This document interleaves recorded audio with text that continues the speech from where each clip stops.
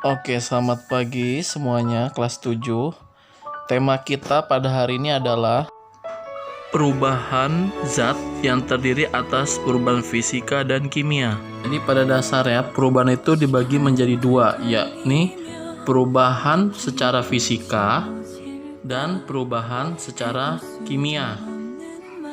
Perubahan fisika meliputi perubahan wujud tanpa disertai terjadinya reaksi kimia. Dan perubahan kimia itu meliputi perubahan reaksi. Oke, kita bahas dulu mengenai perubahan fisika ya.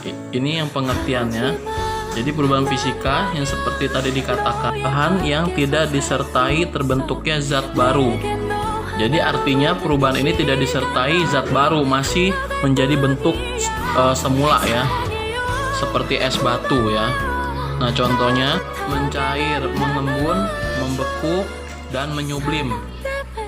Pada proses mencair tidak terjadi perubahan wujud. Wujudnya masih sama, yaitu air. Misalkan kita menaruh es batu di tempat terbuka, dia akan kembali menjadi. Akan tetapi ketika kita masukkan ke freezer, dia akan kembali ya. Itulah perubahan fisika. Nah, sedangkan perubahan kimia bisa kita lihat di sini ya, adalah perubahan zat yang dapat menghasilkan zat baru.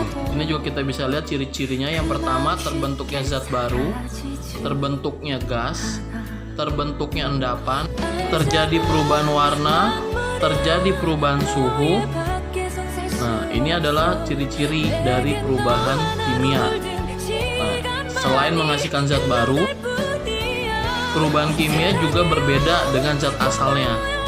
Misalkan kita membakar kertas ya menjadi abu, abu tersebut sudah berbeda dengan bentuk kertas semula. Intinya perubahan kimia itu menghasilkan zat baru yang berbeda dengan zat asalnya, kebalikan dari perubahan fisika ya. Kalau tadi fisika es batu dicairkan menjadi air, tapi bentuknya masih sama-sama air. Ketika air dimasukkan ke freezer menjadi es kembali. Sedangkan kimia itu berbeda ya. Misalkan kertas dibakar menjadi abu ya. Nah, di sini bisa kita lihat ya perbedaan antara perubahan fisika dan kimia. Yang pertama, perubahan fisika itu tidak menghasilkan zat baru. Zatnya dapat kembali seperti sebelumnya. Umumnya perubahan terjadi pada wujud, warna, bentuk, dan ukuran. Penyebab perubahannya disebabkan oleh gaya dan suhu ya. Itulah tadi perubahan fisika. Sedangkan perbedaannya dengan perubahan kimia, kita lihat di sini ya. Kimia yang pertama itu kebalikan dari fisika. Yang pertama, kalau fisika tadi tidak menghasilkan zat baru, di sini dia menghasilkan zat baru ya, perubahan kimia. Kemudian zat baru tidak dapat kembali seperti sebelumnya. Kalau di fisika tadi dapat kembali seperti sebelumnya. Kemudian umumnya perubahan terjadi pada zatnya. Ya, kalau tadi di fisika itu umumnya terjadi perubahan wujud, warna, bentuk dan ukuran. Kalau di kimia itu umumnya terjadi perubahan pada zatnya ya, jadi berubah. Dan yang terakhir itu penyebab perubahan disebabkan oleh reaksi kimia. Nah, ini ya, jadi perbedaan antara perubahan fisika dan kimia. Sekarang kita lihat contohnya ya.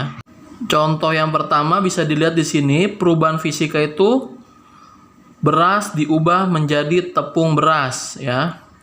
Kemudian kayu diubah menjadi kursi. Ini contoh yang kedua. Yang pertama tadi kan beras diubah menjadi tepung beras. Yang kedua kayu diubah menjadi kursi. Kemudian gula dilarutkan dalam air.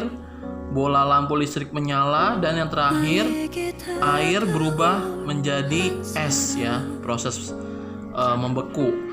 Ya, semua perubahan ini perubahan fisika.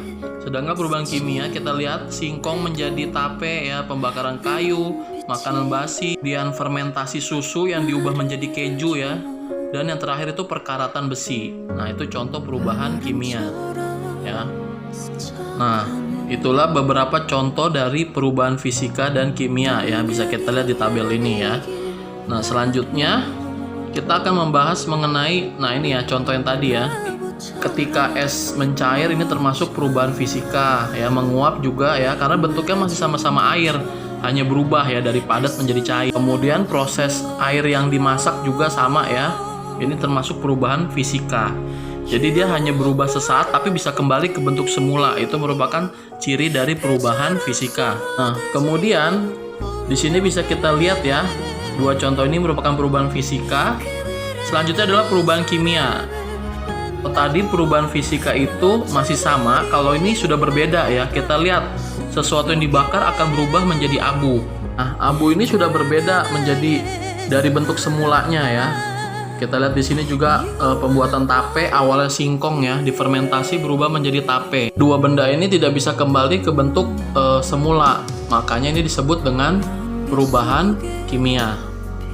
Ya, jadi perubahan kimia itu dia tidak terjadi sifat asalnya atau tidak kembali ke sifat asalnya, melainkan menghasilkan bentuk baru. Ini adalah contoh dari perubahan kimia ya.